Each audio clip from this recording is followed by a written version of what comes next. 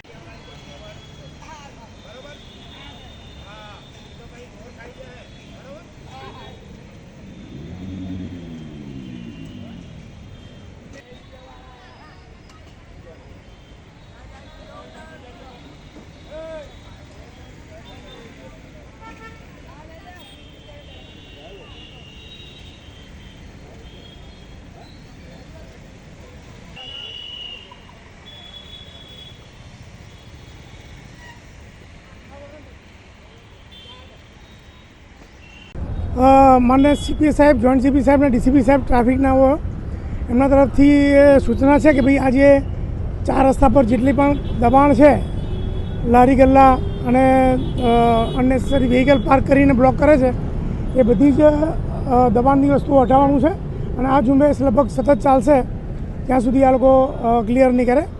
કારણ કે અગાઉ આ લોકોને વારંવાર કહેવા છતાં એ લોકો અહીંયા પાથરણું પાથરી અને ટ્રાફિક જામ કરતા હતા અને એના માટે આ બધી કાર્યવાહી કરવાની ફરજ પડી છે।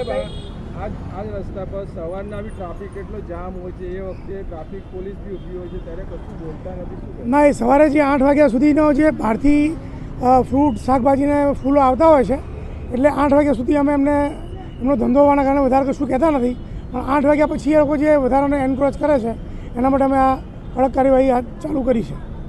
માર્કેટની પાછળની બાજુ પણ ખૂબ જ આ પ્રકારનું દબાણ હોય છે, તો એના માટે પણ કોઈ કાર્યવાહી થશે? એની અંદરની સાઈડ જે છે એ અંદરનું જે માર્કેટનું છે એ એપીએમસીના કામનું છે, એટલે એ લોકો કંઈક કાર્યવાહી કરશે।